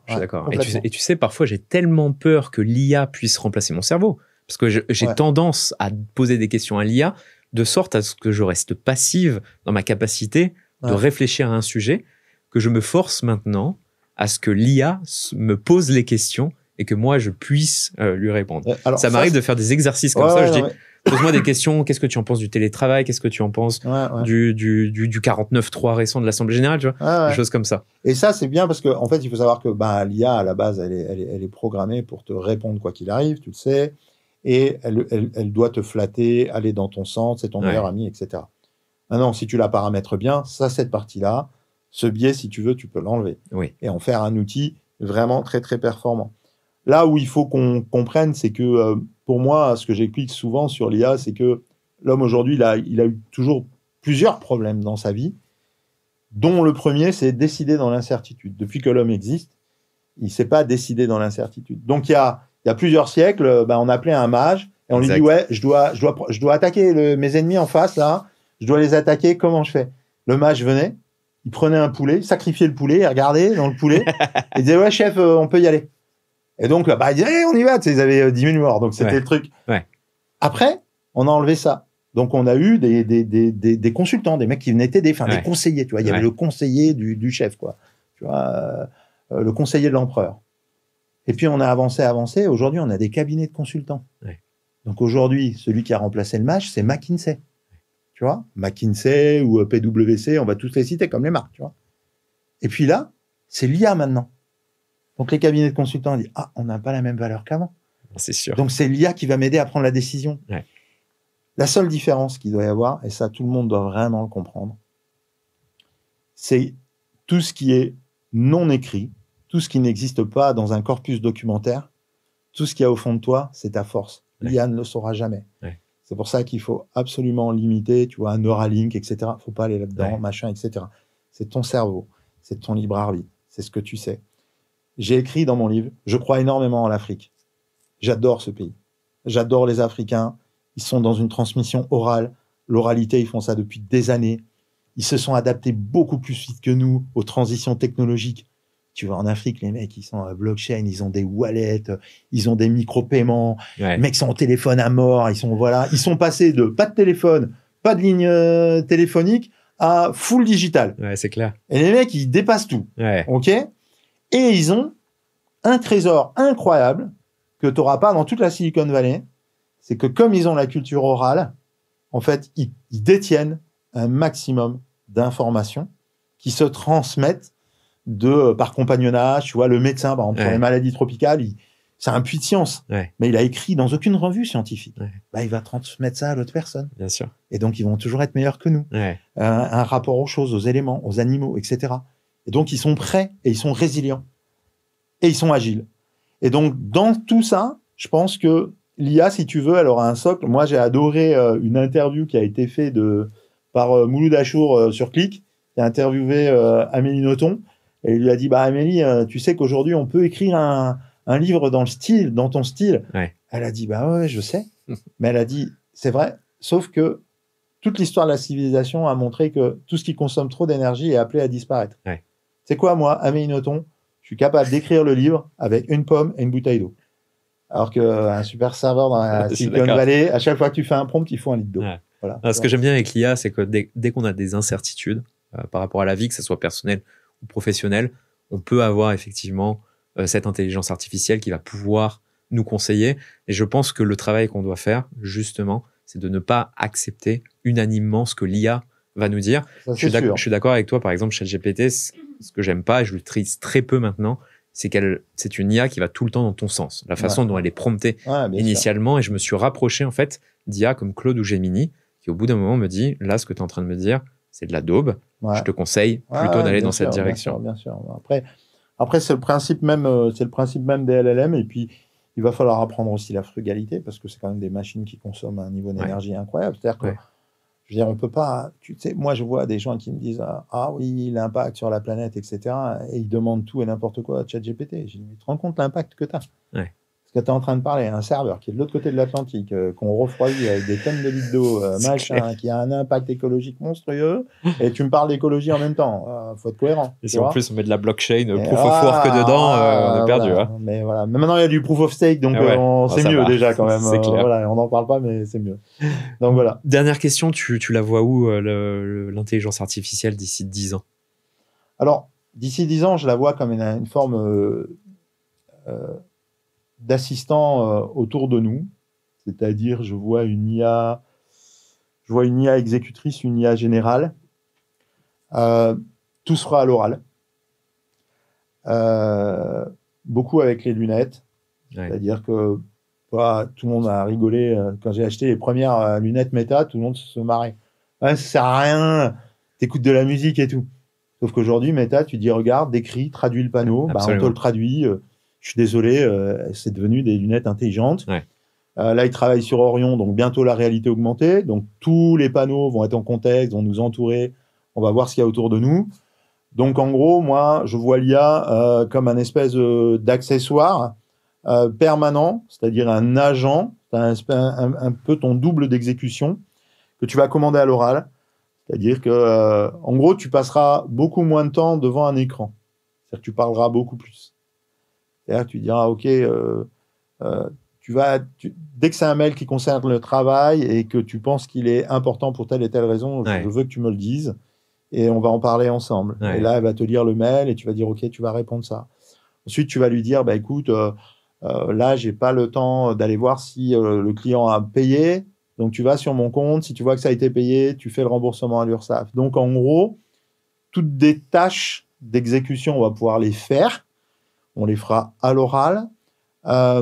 L'IA, pour moi, tel que je le vois dans le futur, c'est que, en fait, et ça, c'est très, très, très important, c'est que les gens sont en train d'à peine de percevoir ce qui est en train de se passer. Dans le temps, quand on avait des problèmes, on devait essayer de les résoudre en fabriquant quelque chose. Et la capacité, l'énergie qu'on avait pour fabriquer la résolution de ce problème, c'était là-dessus qu'on concentrait toute notre énergie. Ouais. Aujourd'hui, c'est plus ça. C'est-à-dire que dans le futur, ce ne sera pas de résoudre des problèmes qui sera la difficulté, parce qu'on aura plein d'outils pour le faire. Ce sera de les identifier. Et les identifier, ce sera capter les signaux faibles, les difficultés des entreprises, être capable de faire des audits, être capable de rentrer en empathie avec quelqu'un, d'avoir une vraie discussion avec lui. Moi, ma vision du futur, c'est la valeur ne sera que quand elle sera humaine, sincère et complètement déconnectée. Ouais. Tu paieras pour aller dans un restaurant parce que ton téléphone, il sera à part et que tu n'auras aucune conversation et que tu seras complètement déconnecté. Ça aura une valeur incroyable.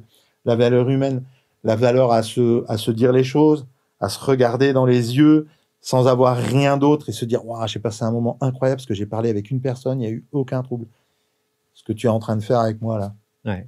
Par rapport à cette révolution, je vois qu'il y a des personnes qui sont des promoteurs de cette technologie et des personnes qui montrent également énormément de résistance. Un exemple que j'ai eu, par exemple, c'était avec la sage-femme qui est venue chez nous. On ne s'y connaît pas de façon très exhaustive avec la puériculture, et donc on pose des questions par rapport au bébé. Et on lui raconte que ChatGPT nous a répondu ça, et elle nous dit de façon très, péremptoire. Le ChatGPT c'est de la merde, faut rien demander. D'un autre côté, quelques jours avant, je regardais une interview d'un chirurgien orthopédique qui est à la Salpêtrière qui dit maintenant, moi, mes résumés médicaux, mes analyses, je les fais que avec ChatGPT 4.0. Pourquoi ? Parce qu'il est plus rapide, il est plus précis et il voit des choses que forcément je vois pas. Là où je veux en venir, c'est par rapport à cette résistance qu'on peut voir chez des personnes qui finalement se disent, je crois, j'ai acquis des compétences toute ma vie. Là, je vois qu'il y a une intelligence artificielle qui peut remplacer finalement cette expertise ou en tout cas mes compétences là-dedans. Comment tu vois cette chose justement ? En fait, c'est naturel. C'est-à-dire qu'il y a toujours une résistance au changement. C'est-à-dire que les gens vont prendre ça pour une menace parce qu'on ne leur a pas vraiment expliqué comment ça fonctionnait. Je donne un exemple. Quand je fais des formations, tout le monde me dit « Ouais, on rentre tout de suite dans l'exécution, comment on fait le prompt et tout. » Non. Je fais 1h30 de généralité où je raconte exactement comment ça fonctionne. Pourquoi ? Parce que c'est beaucoup plus ambitieux que tout ce qu'on a eu jusque-là. En fait, ce n'est pas un logiciel. C'est beaucoup plus perfectionné que ça. D'abord, c'est un NLP, c'est un processeur de langage naturel. Donc ça, on ne l'avait jamais connu jusque-là. Ça veut dire que ça répond à une phrase. Ça a remplacé toute la notion de code et de mots courts. Donc, tu vois. Donc, rien que ça a déjà un impact qui est incroyable. Et donc, en fait, cette résistance au changement, elle est naturelle. Pourquoi ? Parce que certains voient l'IA comme une menace sur leur propre emploi. D'autres les voient comme un concurrent. Et les troisièmes les voient comme un outil pour aller plus haut. Et donc, il faut vraiment indiquer aux gens que c'est le nouvel outil, en fait. Que tu ne pourras pas t'en passer. Et tu peux t'en passer de cet outil. Mais cet outil, il doit t'apprendre à apprendre. Il doit t'apprendre à te perfectionner. Il doit t'apprendre à te contrôler. Il doit t'apprendre à remplacer des tâches qui n'ont pas de valeur ajoutée réelle. Ta valeur ajoutée, c'est ta réflexion. C'est ton émotion. C'est ta sensibilité. Bien sûr. C'est pas de comparer deux fichiers entre eux. Il y avait des postes où tu as des secrétaires, elles récupèrent 2 contrats, elles les lisent pour voir quelle est la différence entre les deux. Ça n'a aucune valeur ajoutée, ça. Tu vois, par exemple, on a un nouvel employé qui vient d'arriver, qui s'appelle Joachim. Il a passé 5 ans à étudier l'ingénierie informatique, le développement, etc. Et en fait, dans son cursus, il n'a jamais vu l'IA ou comment les utiliser pour faire du développement. Et en fait, il arrive dans la société et je lui dis, en fait, tu n'as pas le choix que d'utiliser parce qu'on doit être productif, on doit être efficient, on doit livrer. Bien sûr. Et en fait, il me dit, mais j'ai peur parce que moi, j'ai appris plein de choses. et je ne souhaite pas finalement que ça s'oublie. Perdre mes acquis. Ouais, perdre mes acquis. Okay. Et en fait, il m'avoue quelques semaines après, il me dit, en fait, je suis beaucoup plus performant qu'avant et j'apprends plus. Parce qu'en fait, à chaque fois que l'IA lui donne une réponse par rapport à un enjeu informatique, il prend le temps de le lire et finalement, il acquiert des connaissances par ce biais-là. Exactement. C'est vraiment ça. Tu sais, moi, je dis toujours... moi, je parle de Charlie et la chocolaterie. J'ai toujours été passionné par les technologies, par ce qui m'arrivait. Et donc, aujourd'hui, c'est Charlie et la chocolaterie. Et je dis aux jeunes générations, je leur dis, mais vous avez une chance incroyable. Alors, vous êtes nés dans l'Internet. Vous aviez des trucs, vous avez les réponses tout seul. Et moi, il y a 30 ans, je posais une question. Ouais. Mais des fois, ça me travaillait pendant 15 jours, mais en fait. Clair. Je ne trouvais pas la réponse. Tu vois ce que je veux dire ? Ouais. Donc, aujourd'hui, vous avez tout ça. Profitez-en. C'est-à-dire qu'aujourd'hui, le modèle académique tel qu'il existe aujourd'hui, je pense qu'il ne survivra pas à l'IA. C'est-à-dire que l'IA va devenir autre chose. C'est-à-dire qu'on va détecter chez toi des capacités cognitives que aucun environnement professionnel universitaire n'aura réussi à détecter. Ouais. On va détecter ta capacité à résoudre des problèmes complexes, et à partir de là, on va dire, lui, là-dedans, il est vachement bon. On va le mettre à cet endroit-là. Bien sûr. Tu vois ? Ouais. Et du coup, toi, tu vas être épanoui parce que si tu aimes ça, faire ce qu'on aime, voilà, c'est l'ikigai, quoi, et que ça a de la valeur, il n'y a rien de mieux. Tu vois, par exemple, sans nommer les personnes, je prends les 2 ChatGPT de 2 personnes différentes. Ouais. Parce qu'elle a une mémoire, et je fais le même prompt sur les 2 ChatGPT des 2 personnes, selon les historiques de conversation qu'on a eus, quel est mon QI approximativement. Ah ouais. Et en fait, sur les 2, il me donne des résultats différents parce qu'il a réussi à se nourrir des schémas de pensée, de la logique des personnes. Des conversations. Nous, on travaille actuellement sur un learning management system où justement l'idée, c'est d'enseigner, tu veux, de faire une approche de formation, par exemple pour des salariés, des employés, qui soient itératives pendant ton chemin. Tu vois, genre, tu reçois une notification, on dit tiens, on a pensé à toi, est-ce que tu peux écouter ce podcast ? Il y a des trucs importants pour ton travail. Bah, le mec, il met son casque, il écoute le podcast, on va lui poser des questions, etc. Ouais. On va voir ce qu'il a retenu. Puis, on peut pas se taper des questionnaires, c'est mort, ça, tu vois. Ouais. Du coup, ce livre a une spécificité un peu particulière. Est-ce que tu peux la décrire ? Bah, en fait, si tu veux, on peut pas parler de quelque chose et pas le faire dans les faits, tu vois. C'est comme quand les gens disent toi, tu défends la blockchain, t'adores ça. Ben ouais, j'adore ça. Du coup, j'achète des bitcoins. Ouais. Je veux pas dire que j'achète pas de bitcoin si je dis que c'est bien, tu vois. Bah, la réalité augmentée, c'est pareil. Donc, à l'arrière, en fait, dans le livre, on a mis un petit QR code à l'arrière. Il n'y a pas d'application à télécharger.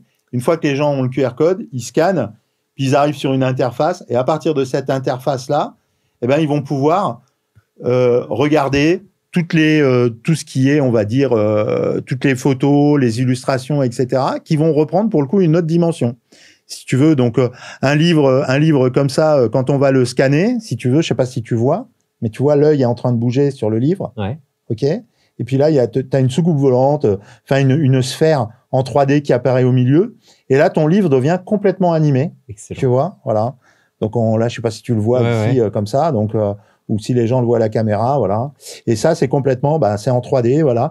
Et aujourd'hui, on fait toutes les augmentations, on va les faire. Alors, on va les faire ce qu'on appelle en web AR. Okay. C'est-à-dire qu'il n'y a pas besoin de télécharger l'application. On fait fonctionner ça avec un simple lien.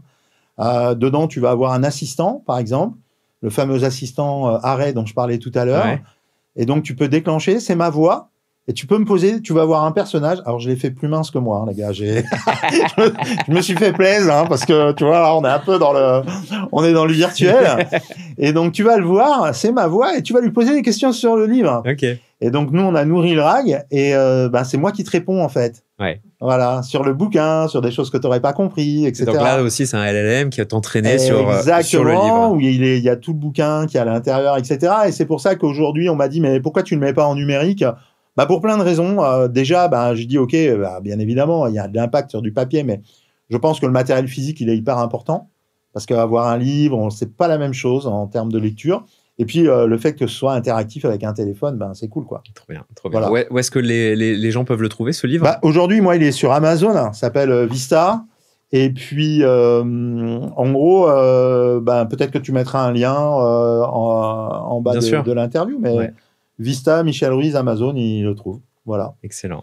C'est le miracle d'Amazon aussi, ça. C'est quand même un super. C'est quand même super. Tu sais, tu parlais tout à l'heure de parcours adaptatif à l'université. Là, je travaille avec une société de ménage qui maintenant forme ses employés sur des logiciels aéroportuaires. Et ils ont cette volonté finalement d'avoir des quiz et des QCM qui s'adaptent au parcours de l'étudiant. D'accord. C'est-à-dire qu'ils vont déterminer quelles sont les faiblesses, les forces de la personne. Ça va être de plus en plus le cas. C'est-à-dire que là, on va de plus en plus, on va pouvoir capter tout type de signaux. C'est-à-dire que nous, par exemple, là, notre assistant qu'on a fait, agent conversationnel pour le voyage. Donc, il faut quand même imaginer, tu scannes un QR code, tu as un agent de voyage qui apparaît devant toi. Alors, les gens me disent, mais pourquoi tu fais quelque chose d'incarné en réalité augmentée ? C'est assez simple, en fait. C'est que 70% des informations que ton cerveau traite sont traitées par la vue. Ouais. Tes synapses, ton réseau de neurones traite 1 milliard d'informations dans un contexte visuel à la minute. Toi, tu en captes inconsciemment et consciemment 1700 sur 1 milliard. Non, j'arrive même pas à m'imaginer, on va dire. En gros, ce qu'il faut te dire, c'est que ton cerveau, un enfant entre 0 et 4 ans, traite plus d'informations. Un enfant entre 0 et 4 ans traite plus d'informations que tous les supercalculateurs de la Silicon Valley. Entre 0 et 4 ans, t'as bien entendu. Ouais. Ok. Tes yeux, ils sont incroyables. Et c'est pour ça que la cécité, c'est un handicap très lourd. Parce que c'est comme si tu disais à une personne qui ne voit plus, ok, 70% des informations que tu traitais avant, elles disparaissent. Ouais. Imagine comme c'est compliqué. Et si on pouvait utiliser 100% de nos capacités cérébrales, ce serait sans doute une autre chose. Et là, nous, si tu veux, avec un LLM, qu'est-ce qui va se passer ? C'est que quand tu discutes avec un agent conversationnel, tu parles avec ton téléphone, un machin et tout. En fait, tu peux faire autre chose à la fois, tu n'es pas concentré. Mais surtout, ta vue, ton cerveau, en neurosciences, n'est pas sur une conversation one-to-one. Quand on prend un téléphone, qu'on fait apparaître un personnage, d'un coup, on voit un personnage devant soi qui réagit. On lui parle, il nous répond, on sait qu'il est virtuel, la conversation est beaucoup plus engagée. Ouais. Donc là, nous, on a récupéré des conversations, par exemple, sur le voyage. Et là, quand tu vois l'analyse de la conversation, mais tu peux que lui trouver un bon voyage. Hein. Ouais. Parce que tu as capté les signaux faibles, tu as tout de suite compris exact. Entre les lignes ce que la personne voulait, ce qu'elle voulait pas, le niveau, le placement, c'était à quelle occasion, comment c'était, etc. Et ça, tu donnes ça à un voyagiste, tu fais une analyse, il te trouve un voyage parfait. Quoi. Exact. Voilà. Tu sais, je me souviens, mon père adore la physique, les mathématiques, etc. Et il a toujours voulu que son fils aille dans cette voie-là. Ouais. Et il m'a forcé à intégrer Terminal S, etc. Mais moi, je me sentais nul là-dedans. Hein. J'étais vraiment une brêle en mathématiques, en physique. Et finalement, ce qui m'a fait perdre confiance, c'est qu'on nous posait tous le même exercice. Que mon voisin, il avait peut-être des capacités que moi, j'avais pas. Et donc, quand je voyais mon voisin qui arrivait et pas moi, finalement, je perds confiance en moi. Complètement. Ça m'intéresse plus. Et donc, je pense finalement à toutes ces IA qui vont pouvoir s'adapter aux forces et aux faiblesses et aux compétences de chacun pour aller dans un objectif finalement qui est de passer son diplôme pour le bac, par exemple. Oui, et puis, si tu veux, c'est... Quand tu veux comprendre quelque chose, tu es obligé de passer par une phase académique. Pourquoi ? C'est normal. Tu prends un livre, tu le lis, tu apprends, tu dois avoir des fondamentaux. L'intérêt, c'est que les IA, elles ont déjà ces fondamentaux. Donc, elles vont se servir de fondamentaux. Par exemple, tu parlais de mécanique, de maths, de ce que tu veux, ou d'histoire, elles vont avoir des fondamentaux. Et quand toi, tu vas rentrer une conversation sur ton niveau de connaissance ou sur quelque chose, elle va se servir de ces fondamentaux, elle va tout de suite classer les fondamentaux, et après, si tu l'entraînes bien, elle va aller travailler sur les non-dits. Ouais. Je donne un exemple. Nous, on a une doctorante dans notre société, Caviartech, qui s'appelle... elle fait un doctorat en CIFRE. Elle fait un doctorat sur l'intermédialité. Tu vas me dire, mais qu'est-ce que c'est que ce nom-là ? L'intermédialité. L'intermédialité, en fait, c'est la capacité à faire rencontrer deux mondes. Le monde réel et le monde digital. Aujourd'hui, si tu veux, il y a assez peu de porosité entre les deux. Pourquoi ? Parce que pour aller vers le digital, la plupart du temps, tu passes par une interface, un écran. C'est ton téléphone, c'est ton smartphone, c'est ton écran d'ordinateur, etc. Ce qui fait que, en fait, c'est pas pour eux. C'est bloqué entre les deux. Il y a quelque chose de physique. Plus on va aller dans le temps, plus ça va être pour eux. Plus le physique et le digital, le numérique vont se mélanger. Ouais. Et l'intermédialité, c'est ça. C'est pas grave, je te donne un exemple. C'est nous, là, on travaille, on va dire, OK, on va faire travailler la caméra qui est devant le téléphone. Pourquoi ? Parce que pendant que tu parles à un avatar, on veut regarder tes traits de visage. Ouais. Une vraie personne, regardez ton expression. Là, tu me regardes, tu as les yeux ouverts. Ouais. Qu'est-ce qu'il me raconte, Michel ? Bah là, ça veut dire que moi, je suis en train de dire, ah, là, soit je l'intéresse, soit il y a quelque chose, donc je continue. Ouais. Si par ailleurs, tu avais un regard fermé, ça veut dire que je devrais changer mon niveau de conversation. Ouais. Donc, on va travailler là-dessus pour pouvoir aussi capter les mouvements de ton visage, renvoyer l'information qui correspond. Si tu es stressé, on va te détendre. Si on te voit complètement paniqué, on va dire, attendez, détendez-vous. Ouais. Ça va bien se passer, tu vois. Et ça, c'est l'intermédialité. C'est les capteurs haptiques, etc. Et travailler sur l'intermédialité, il faut imaginer que le monde demain, en gros, va être recouvert d'une couche de digital. C'est-à-dire que on verra le monde à travers des lunettes, avec des informations, et on le transformera comme on voudra qu'il soit. Ouais. Là, nous, aujourd'hui, on a fait des expérimentations d'époque dans notre application où, par exemple, tu dictes l'endroit où tu voudrais être, on génère une scène 360 et tu passes ta porte avec ton téléphone en AR et tu te retrouves dans la scène que tu as générée. Ouais. Moi, les jeunes demain, ils vont imaginer un endroit où se retrouver, ils vont s'envoyer des invitations comme sur WhatsApp, ils vont rentrer puis ils sont dans la scène qui a été décrite, quoi. Comme s'ils avaient décoré leur chambre. Ouais. Quand tu marcheras, tu pourras tu pourras faire que ton sol, au lieu qu'il soit en goudron, bah, tu vois, ce sera du gazon. Est-ce qu'il y a d'autres concepts ou autres technologies que tu parles dans ton livre ? Alors, il y en a pas mal. Je parle de stockage dans l'ADN parce que ça, c'est des vrais enjeux. Ouais. On a des problèmes de stockage, ça, c'est des vrais enjeux. Je parle de low technologie, c'est-à-dire toutes les technologies qui demandent moins d'énergie. Je parle d'intelligence artificielle. Je parle de blockchain aussi, de certification. Je parle du travail de demain, c'est hyper important. Ouais. Je parle des nouveaux médias. J'adore ça. Pourquoi ? Parce que je pense que les médias, ils vont exploser en vol aussi. C'est juste plus possible. Tu veux dire les nouveaux médias, la mouvance YouTube ? C'est plus que ça, en fait. C'est-à-dire qu'aujourd'hui, si tu veux, tu as deux types de médias. Tu as le média mainstream. Donc, média mainstream, c'est la télé. En gros, tu as un organisme de gouvernance, un système d'actionnariat, les mecs qui répondent à un ordre établi comme depuis 30-40 ans, quoi, globalement. Ouais. Okay. Et puis, ce qui se passe, c'est que quand les médias, quand Internet est arrivé, tout le monde a fait des blogs. Chacun a été écrivain, on a écrit des trucs et tout, c'était passionnant. Et ces gens-là vivaient de la publicité. Sauf que tu as toujours une boîte qui dit on va inventer un truc, on a sorti les adblocks. Quand tu mets un bloqueur de publicité, le gars qui avait écrit un blog, qui était un journaliste indépendant, bah, il peut plus vivre en fait. Ouais. Donc qu'est-ce qu'il fait ? Bah, comme il peut plus vivre, il arrête d'écrire ou va écrire pour un journal.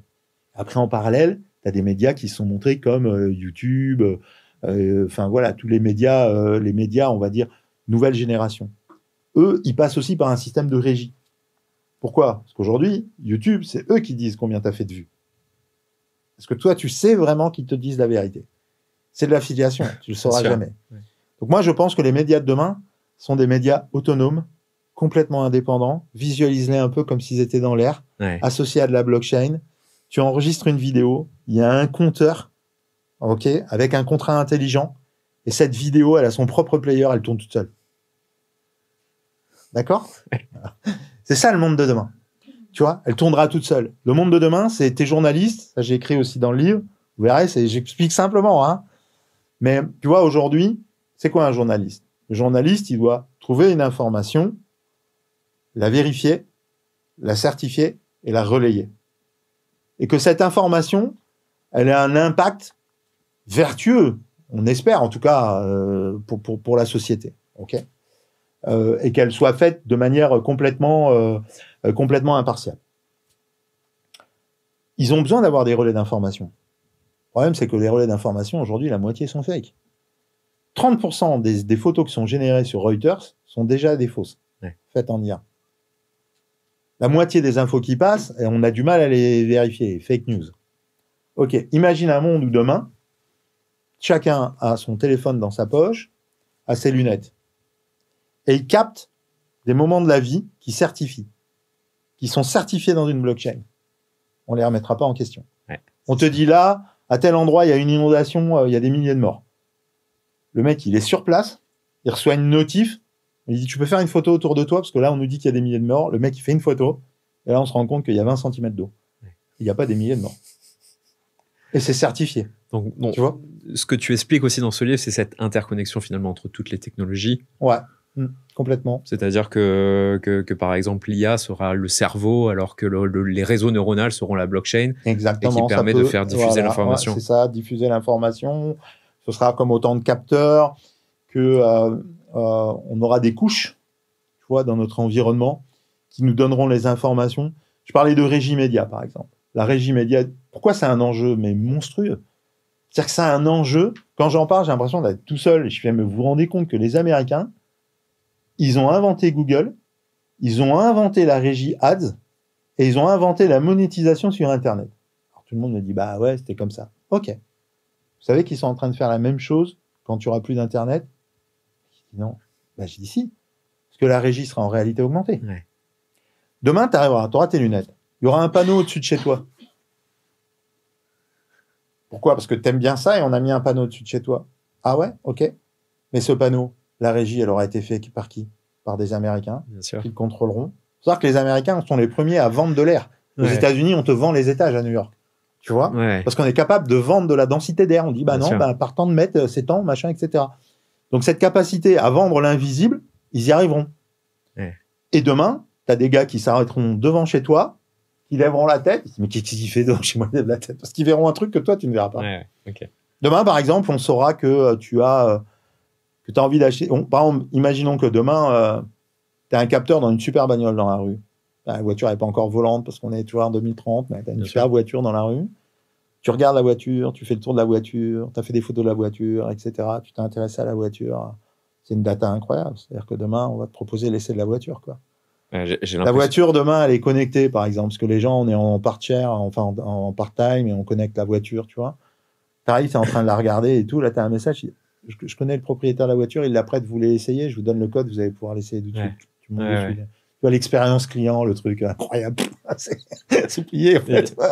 Et tu vois, par rapport à cette nouvelle dynamique de régie publicitaire, je regardais une vidéo TikTok où il y a une copine qui arrive en face de son mec, est-ce que tu me trompes? Le mec, il dit, non, je te trompe pas. Fais-moi voir tes messages Instagram. Tiens, je te montre. Fais-moi voir tes mails. Tiens, je te montre.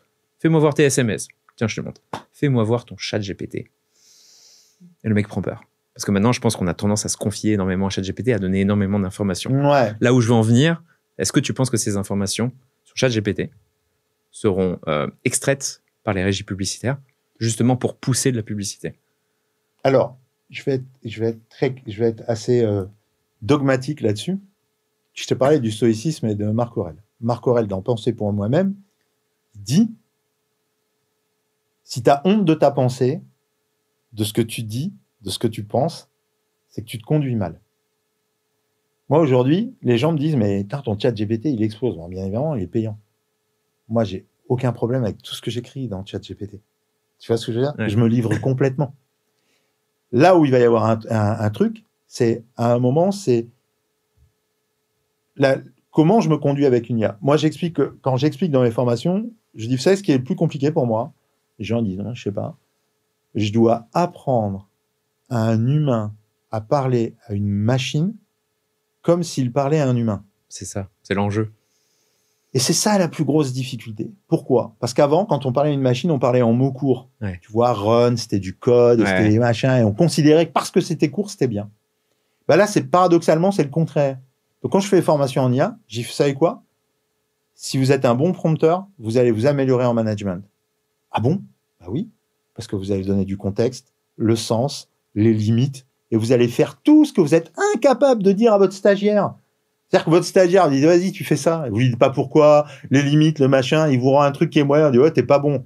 En fait, non, t'as pas donné les bonnes consignes, t'as pas été un bon chef. Mais tu dois être un bon chef, parle bien à une IA. Et ça, en fait, ce qui est paradoxal là-dessus, c'est que je pense que les gens, en utilisant bien l'intelligence artificielle, ils vont s'élever dans leur rapport aux autres. Pourquoi? Parce qu'ils vont formaliser des discours qui vont être beaucoup plus cohérents, structurés. Tu vois, on a perdu la structure. Quand les gens me disent, mais tout au début de ChatGPT, comment on sait s'il a utilisé ChatGPT? Introduction, développement, conclusion et des bullet points. T'as déjà vu un jeune faire ça? Non. Non. Bah, d'un coup, on lui explique, c'est comme ça que ça se passe, quoi, tu vois. Voilà. Je pense que c'est à double sens, on en parlait avec Mélodie tout à l'heure, parce qu'il y a toutes ces personnes qui découvrent l'IA. En fait, il y a ce fantasme du prompt parfait. Ouais. Tiens, je vais me former au prompt, comment on prompte ChatGPT. Et finalement, pour moi, la meilleure façon de prompter ChatGPT, c'est la façon dont tu parlerais soit à un collaborateur, à un autre être humain. C'est exactement ça. Tu demandes un plan financier à un mais stagiaire. c'est comment je parlerai à un humain et comment je donnerai du sens, en fait. Et ça, c'est hyper important. Et souvent, les gens disent, je leur dis, mais c'est quoi ton intention? Attends. Tu connais pas ton intention? Si tu connais pas ton intention, ton prompt va être pourri. Ouais. C'est quoi ton intention finale? Bien sûr. Tu dois la livrer. Et c'est là où c'est dangereux. Parce que si, par exemple, sur de la data, et je demande à faire un document légal, et si je dévoile toute mon intention finale pour avoir le meilleur document possible, je dois savoir que je le fais en conscience. C'est clair. Dans un cloud. Je dois savoir que j'ai décoché participer à l'entraînement du modèle, hein, parce que sinon, forcément, je donne mes données, tu vois. Donc, je dois savoir quelques petits trucs quand même. Ouais. Et à partir du moment où je les sais, oui, je peux utiliser... mais pour moi, c'est pareil. Hein, c'est-à-dire que l'IA, aujourd'hui, tous les métiers de régulation, les métiers d'autorité, on va dire, les métiers de sachant, ils vont devoir se retravailler et revoir. Tu vois. Aujourd'hui, tu vas faire un document, tu vas le faire avec l'IA et tu vas le faire réviser par un juriste. Et tu vas pas demander au juriste de l'écrire de A à Z. Qu'est-ce que je gagne du temps avec les avocats et beaucoup d'argent? Bah, bien évidemment. Je prérédige la lettre, maître, est-ce que vous pouvez la relire? Vous pouvez vérifier, il relit, il dit OK, c'est bon, ou c'est pas bon d'ailleurs. Tu vois. Et parfois aussi, je demande des choses à l'IA et j'ai pas d'intention. Et là, comment je fais? C'est-à-dire, en fait, voici, je veux un plan financier, mais j'ai pas plus de détails. Ouais. Je dis, pose-moi des questions. Pour que le plan financier soit le meilleur possible. Voilà. Ouais, et il me pose la liste de questions et je réponds. Et ça, c'est toujours très bien. J'expliquais aussi quelque chose que je trouvais pas mal, c'est que, en gros, pourquoi l'IA est très forte, c'est que nous, notre mémoire, elle fonctionne, c'est un système de tiroirs. Tu vois, peut-être j'allais à Marrakech. Tu vois, Marrakech, tu as les boutiques, les épiceries. Ouais. Tu sais, les magasins épices. Tu as plein de petits tiroirs comme ça, avec plein d'épices différents. Et ces tiroirs, ils sont tous plus ou moins ouverts et on a une senteur incroyable. Bah, ton cerveau fonctionne avec un système de tiroirs. Si ton tiroir, tu l'as ouvert il n'y a pas longtemps, tu y accèdes directement. Si tu l'as ouvert il y a 12 ans quand tu faisais tes études, il est bien fermé. Ouais. Okay, ce qui fait que tu dois demander beaucoup d'efforts pour aller le réouvrir. L'IA, tous les tiroirs sont ouverts. C'est pour ça que l'IA est capable de faire des intuités et personas de clients hyper facilement. Quand tu dis, fais des personas de clients, dis, voilà, CSP+, il aime tel sport, machin. Quand tu en as fait 3, tu n'as pas remarqué, le 4e, il joue aussi au volley. Il y a 28 sports. C'est pas normal que les 4e, ils jouent aussi au volley, tu vois. Et l'IA, elle va faire un truc où ils sont tous vraiment différents, tu vois. Elle va être très forte. Pourquoi? Parce que ces tiroirs sont tout ouverts. Donc, elle cloche, elle fait du picking et elle te fait elle te fait un panel incroyable. Voilà. Et tu vois un danger, par exemple, je regardais aussi sur Arte, on présentait à des étudiants, des universitaires, 2 textes. Un texte qui est très très mal écrit, mais avec beaucoup de vérité factuelle, et un texte qui est mal écrit avec beaucoup de vérité factuelle, et un texte qui est très très bien écrit, mais qui dit beaucoup de bullshit. Et en fait, les étudiants ont tendance à croire le texte qui est le mieux écrit. Ah ouais, non, mais c'est un vrai danger aussi. C'est un vrai danger, ouais. C'était une conversation excellente, j'ai adoré. Hein, c'est des technologies aussi qui me passionnent. Qu'est-ce qu'on peut te souhaiter de mieux pour la suite? Le bonheur. Ouais. Alors le bonheur, ça s'apprend pas, ça se vit. En étudiant Marc Aurèle peut-être. Voilà, en étudiant Marc Aurèle. Non, ce qu'on peut me souhaiter par la suite, alors bien évidemment, on va dire des réussites dans les affaires, etc. Bien évidemment. Moi, me souhaiter par la suite, ce que j'aimerais, c'est continuer à ce que je fais aujourd'hui, c'est-à-dire faire ce que j'aime, prendre du plaisir et que ça me fasse vivre. Voilà, c'est juste ce que je veux et vivre bien, parce que forcément, avec l'âge, tu vois, on a besoin d'un peu plus de soutien. Ouais. Voilà, mais c'est juste ça, quoi, tu vois, et je puisse continuer à échanger. Excellent. Merci beaucoup. Merci.